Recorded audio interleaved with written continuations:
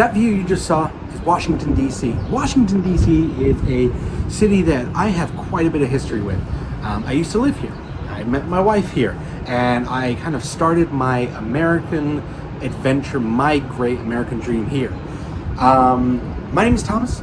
I started a YouTube channel back in January 2nd, 2024, all about improving my life, making myself better, happier, healthier, one day at a time, right? This video is a little bit different. I'm on tour. I'm traveling today. I came back to DC with my wife to visit her parents and go to a wedding. So what I wanted to talk a little bit about today was a little bit about me. This city has a huge amount of value for the reasons that I've just given you, right? When I was 18 years old and I was in school, I was failing. I was failing poorly, miserably, catastrophically, whatever you want to call it. I wasn't doing it, and I wasn't doing it well. My teacher, she pulled me aside. She pulled my dad in as well. We had this meeting. Basically, the three of us were sitting there, and she said, Thomas is lazy. These are pretty much word for word what she said. Thomas is lazy. He doesn't deserve to be in my class. He does not deserve to advance with the other kids. I'm not going to let him come back after the Christmas holidays. This was the last day before we broke up for the Christmas holidays, in my last year of high school. I don't think I need to tell you guys, but that car ride home was very, very awkward, very, very uncomfortable. Something I'd rather not experience again in my life. But it did change my life, because I knew that the last time that when I left that classroom, I was never going to be leaving that classroom again. I'd made my decision. You see, I lived in Europe for 11 years, right? And it sounds great and wonderful. And when you go on vacation, it's beautiful. But when you actually live there and you have some of the experiences, sometimes it's just not quite as perfect as you might imagine. Europe is a great place, but it is also a place with many languages. A lot of those languages that we like to see on TV, on film, on music, right? These things that sound so romantic. It's not very romantic when you have to learn them. And when I was growing up, I had to learn German. When I was growing up, I had to learn German fast, and I wasn't really good at learning things very quickly. So I learned and I did the best that I could, but unfortunately every year over year, that learning gap increased. So the gap between me and my peers was just growing exponentially every week, and every year. And every year, my report cards, I would just be falling back a little bit more every time. That was tough. In my final year, like I said, it got to the point where I just said, I can't do it anymore. After that meeting, I told my dad, I said, I'm not going back to school. I'm done. I'm finished. I'm not doing it anymore. And my dad said, well, you're going to have to figure something out, because you're not going to be staying here at this house. And that was a tough pill to swallow. That might sound cruel. I understand. But you got to give my dad a little bit of rope here. My parents have always had one philosophy. Do whatever you want in life, but just get your education. And their minimum requirement was high school. And I was failing at that. And that might sound crazy. How could anybody be failing in high school? Well, I was. I was failing. And I was failing massively. When I was in school, there were always one or two that said, oh, did you study? No, I didn't study. Oh, I'm going to do so poorly. And then they would always somehow manage to scrape by the skin of their teeth. I was not one of those people. I did not do well. I didn't do well at all.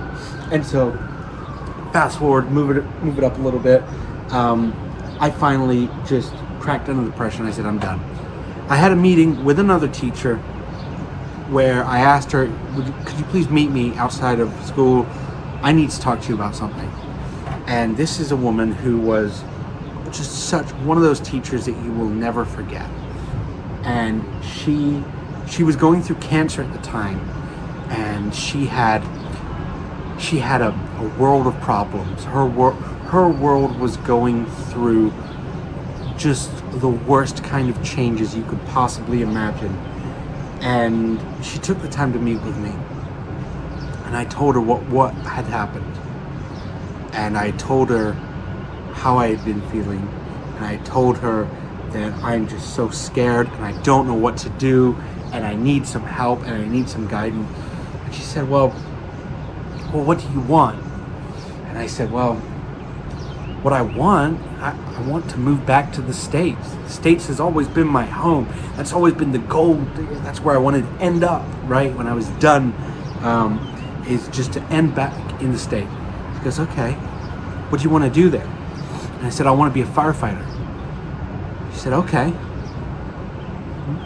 If you could do it, like, you know, if you didn't have to worry about anything, how would you do it? And I told her, I said, well, there are fire departments all over the Metro DC area, volunteer fire departments that have this thing called a live-in program, right? Where you give up a certain percentage of your time, you dedicate that to working shifts at the firehouse in exchange for free accommodation. Basically, you work, but you live for free.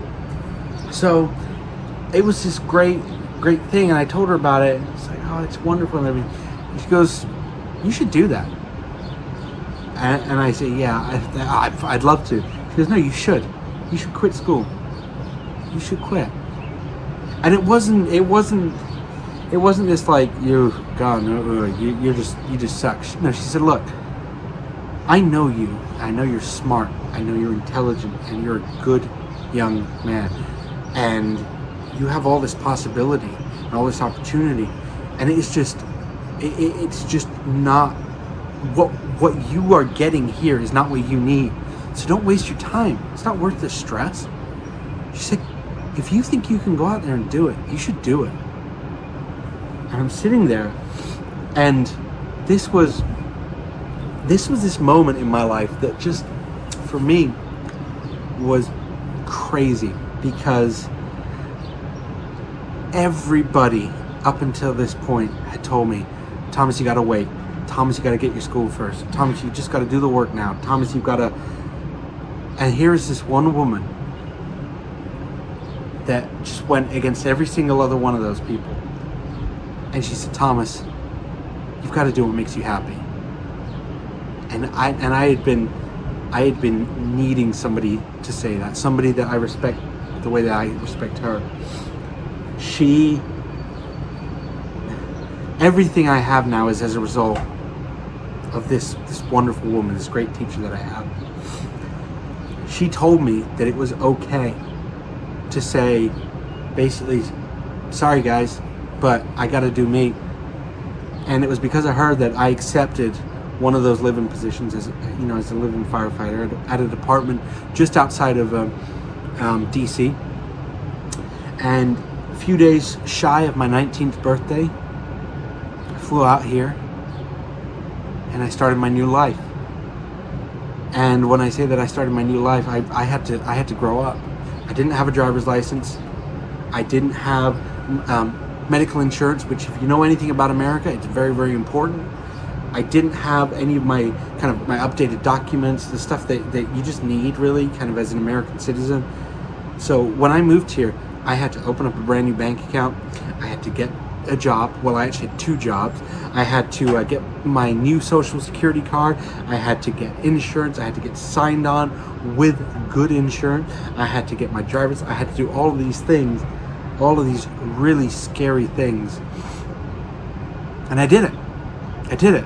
Now, I'm 28 years old. It's almost 10 years. It's almost 10 years now since I made that move. In 10 years, I bought a house. I got a career going. I got a good job as a manager. I have a beautiful wife. We were able to go on incredible trips and see all these parts of the world. And it's all because one woman told me it was okay to do what I wanted to do. I will always I will always love my mom and dad. There is nothing that they could do that would make me not love them. But I will also always believe that they were wrong. I don't believe that they were wrong intentionally. I believe it's a parent's responsibility to push your kids in the mainstream direction. I believe it is. It's a responsibility. You want your kids to get educated. You want your kids to get good jobs. You want them to do all of these traditional things, because traditional is often perceived as safe, right? It's a safe thing to do.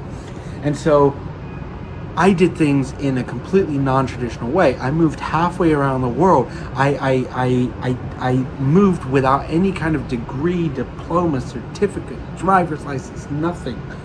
I ended up moving into a fire station, and I lived there for over a year. And when I left DC, I left it in a state of just bitterness, right? I was no longer working at the firehouse. I had to give that up, personal reasons.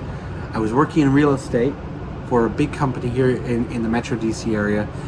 When I left DC, I was miserable. My boss was just horrible. Just a horrible person. Made me feel like everything I did was wrong and worthless. And I'm not pointing fingers. You know, I was not the best employee. I tried to be, but I wasn't what they were looking for. But I left under this like feeling of, I just hate this place, right? This place that I got off the plane with such passion for, that I fell in love with so quickly. This was in a lot of ways kind of like my personal Ellis Island. This was my place, right? As an American, I needed to come back to the States. And this is my first port of call. This is where I came into. Very quickly, like I said, that feeling just did a complete 180, and I went from loving this place to, I need to get away from here. And so this is actually the first time I've been back here in 6 years, where now I'm here. I paid for my ticket, paid for my wife's ticket. I got us over here. I can stand here and look at my wife's parents, and I can say, look, I can't give your daughter everything. I can give her my love. I can give her a roof over her head. I can provide for her.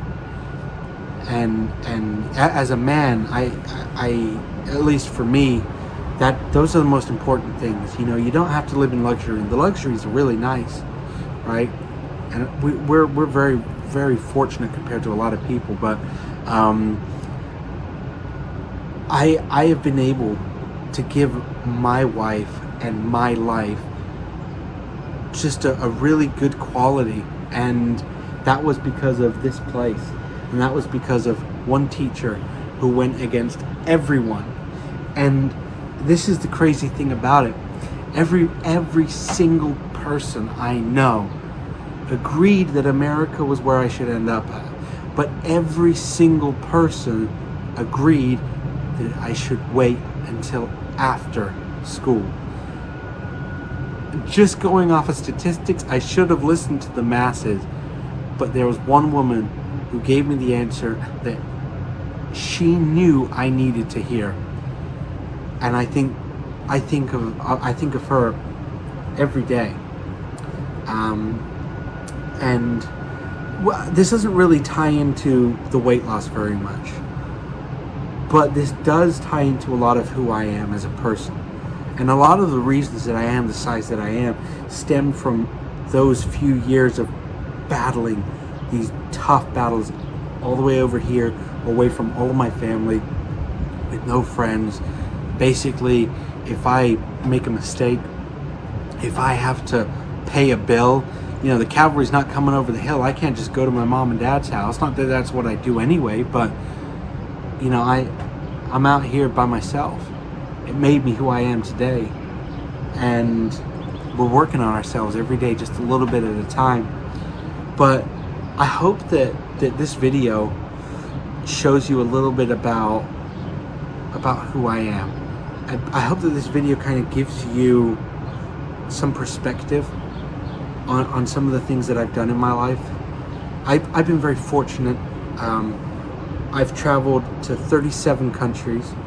I speak English, German, and French. I'm very fortunate. This isn't to brag or anything, but I've lived a life that many wish that they could live, and I'm very grateful for it. But when it all boiled down to it, I knew what I wanted.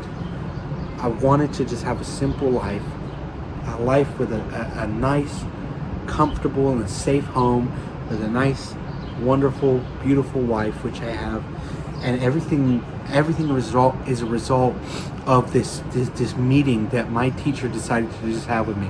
I'm serious. I don't think I would be having this conversation if it wasn't for her. And so, if somebody asks you to meet up for a coffee, if somebody asks you, hey, I want to just have a chat, I need to talk to you about something, I recommend you do it. You never know what's going to happen, because it could just be something that would change your life. Thank you guys so much for these 300 subs. I saw that. This is an amazing time, amazing way to end the month. I just wanted to thank each and every one of you for putting your faith in me. I don't know how much weight I'm gaining on this trip, but I know I will be gaining some. Which means I'm going to have a lot of work to do when I get back, but I'm going to enjoy myself for now. So thank you guys so much for tuning in. I'm going to try and get back inside now, away from all this humidity. And I just wanted to say, yeah, thank you all so much. And this place is, it's very special to me. So yeah, thank you. Take care. Goodbye.